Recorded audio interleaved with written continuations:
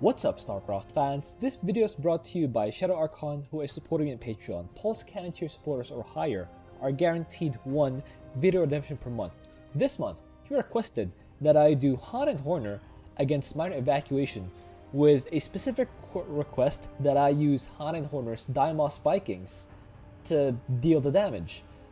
I can use any strategy I want, but he just wants to see the Vikings being used, because Han and Horner's Vikings have an upgrade that allows him to effectively function like Hellions in 1v1.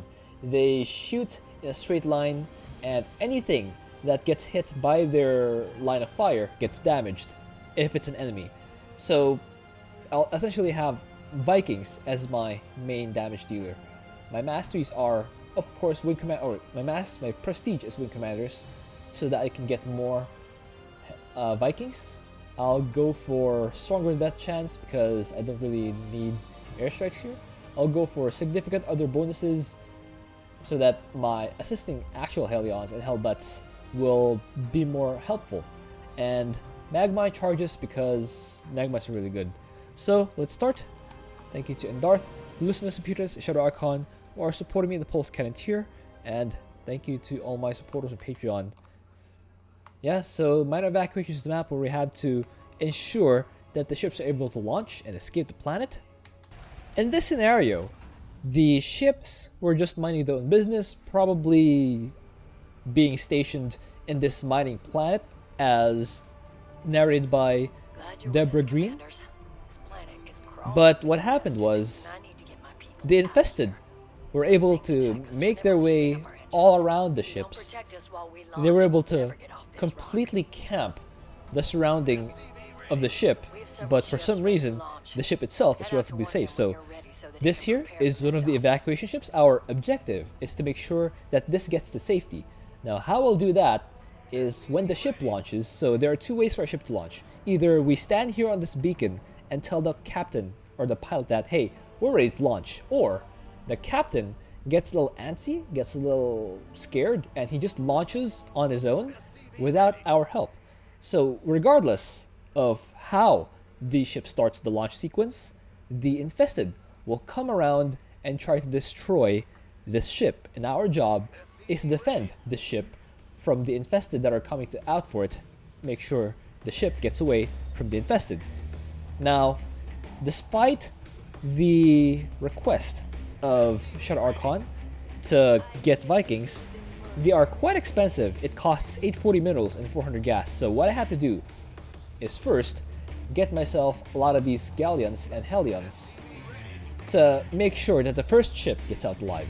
That is the first priority. Make sure that ship number 1 is safe and sound. So the build right now, no gas yet. I'm just trying to get more and more of these Hellions and Galleons. Under the second prestige of Han and Horner, I am capped to 2 of these flying Galleons, because that is the cost, that is the price I have to pay to make sure that I have more of these Viking charges. Of course, Ally is an idle AI. It's it's an idle AI. It's not going to be doing anything. It's a solo. So under the rules of a solo, I cannot mine from Ally's base. I cannot mine from his expansion. All I can do is just play it as if my ally is a completely away from the keyboard ally. So I'm able to get a solid mass of the Hellions. There are 7 of them plus 2 Galleons. Now there are 8. Adding more depots after I get this gas. I get a gas, so I can start getting the upgrades for the Hellions and also get the armory, so I can start the attack and armor upgrades for the Vikings. And of course I want to get enough gas so I can actually, make the Vikings. Keep going with these Hellions. Just destroy those things. I put down a few sets of Magmites here. 3 or 4, I think 3. And then I'll try to bait enemies to walk into the aggro range of the Magmites. And the Magmites will shoot at all these guys and destroy their buildings. Not quite destroy, but they're severely weakened, let's say. Severely weakened. And all it takes is a few more of these shots to completely delete them. So what I want to do, I'm actually tunnel visioning a little bit here. I actually want to clear this area so I can build my expansion here. I need these extra resources to be able to produce enough Vikings to win the game. Of course, I do have these galleons and this Helion here to hold on while these Helions are clearing the buildings. But now that it's cleared, I can just plop down this command center. So I just keep whacking these guys. Next, Nidus Worm has popped out. We want to destroy that quickly, otherwise it'll unload these Aderps, which are pretty dangerous.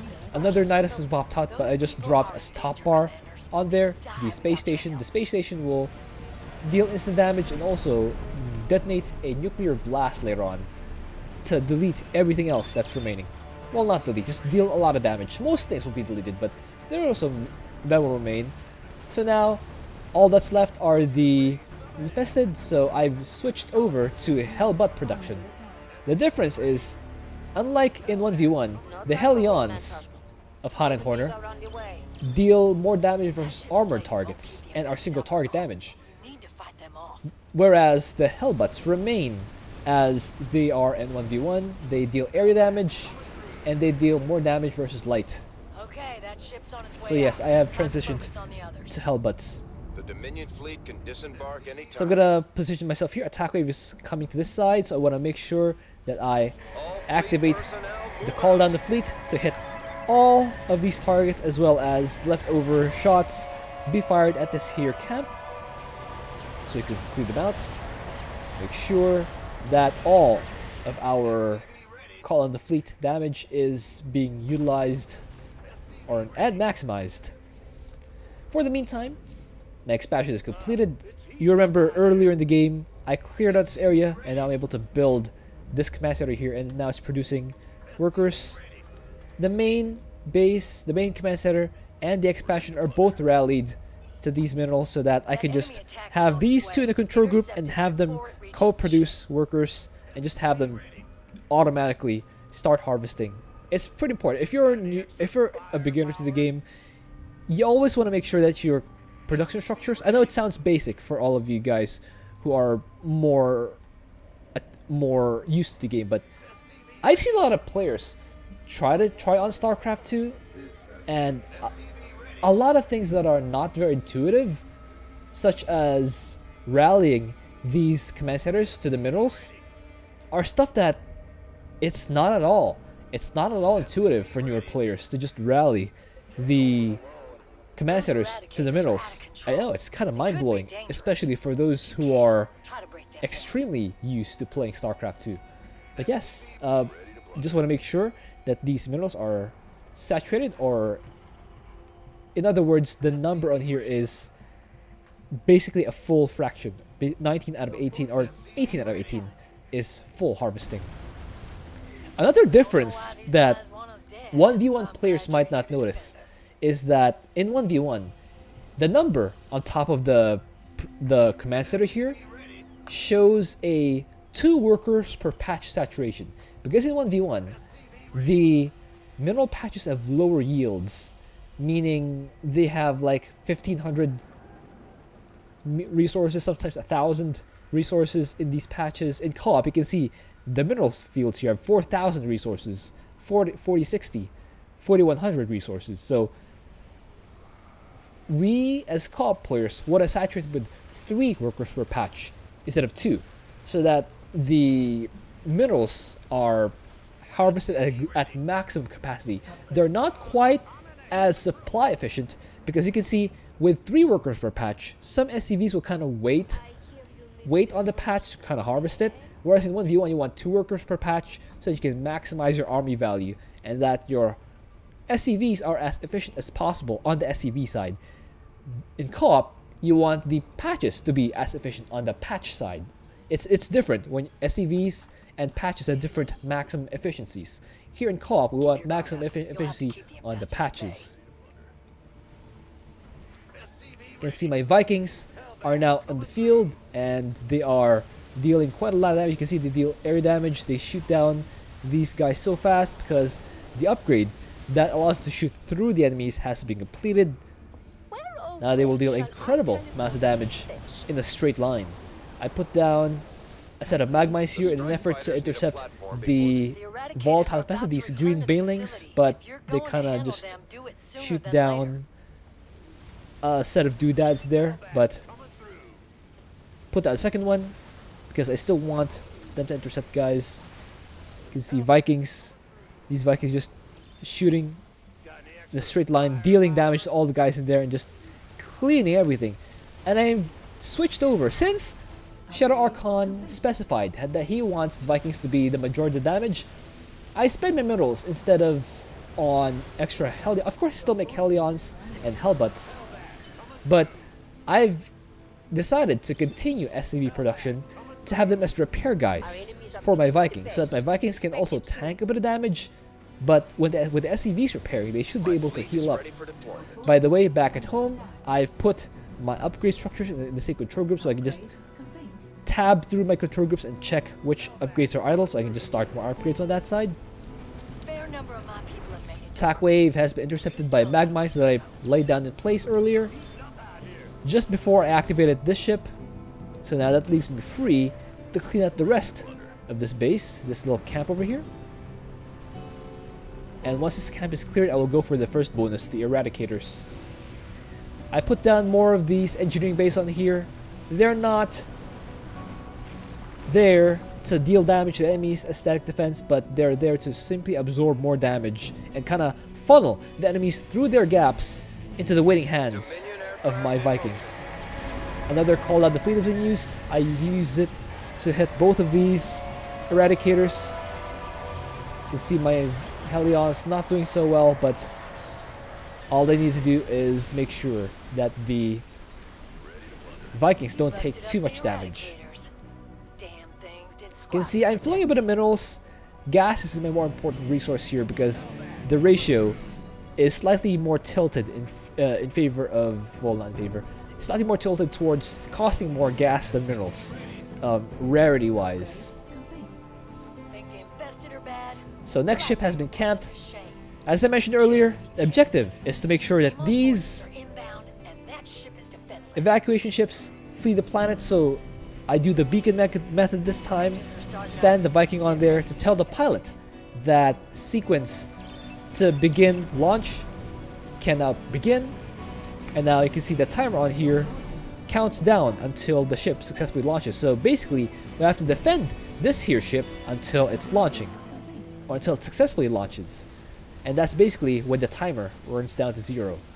And during that meantime, you can see a whole bunch of these infested come at me, but my Vikings are ready and being repaired. You can see the SCVs behind repairing my Vikings, making sure they don't take too much damage. On this side, the enemies don't even come close enough to deal damage. You can see the Vikings just shoot them down like target practice. It's similar to that cutscene, not that cutscene, actually. That scene in the Wings of Liberty campaign with Rainer, Tychus on Char, with a Viking in the background just shooting enemies. That's basically this scene. The Vikings just shooting down enemies that come close, making them nothing. I left some of these Vikings in the fighter mode or the anti-air mode so they can shoot down the Banshees. The Banshees are dealing significant damage to my Hellbutt defenders, but you can see I have gotten the upgrade for the Hellbutts that basically lets them set fear to the enemy, make them run around in circles when they are lost. So whenever I lose a Viking, it'll, in a small area, fear or set fear to all the enemies so that my Vikings have free reign to shoot back at them. We're counting on you. Third ship has successfully evacuated. I have 2 more. So yeah, let's confirm. There we go. 3 ships have evacuated. Only 2 more remain. I have gotten now the upgrade that allows my Vikings to teleport where they need to go. On a cooldown, of course, but it's pretty good ability to just go to where you need to be. Okay, now General Green or General Green. Is she a lieutenant? Doesn't matter. Green. Green is now starting to nag us about Blightbringer, the second bonus objective. We have to destroy Blightbringer to get the second bonus. objective of this game. So I lead in with these Vikings and the Hellions to clear out the infested as well as the Banshees. Then the rest of my fleet comes in, lands quickly. You can see the landing animation of these Vikings are much faster than the 1v1. That comes with the upgrade of the Vikings. That allows it to shoot in a straight line and destroy anything in the way, and also land and lift off really fast. You can see they deal tremendous damage to this Viking, or this Blightbringer over here. This right here is Blightbringer. We're gonna destroy this guy to make sure that we get the bonus objective. Yeah, it's burrowed underground. We cannot damage it while it's burrowed, so we just wait for it to surface and right click it down, make it not a thing, and get the bonus objective. Now we're ready to start the next ship.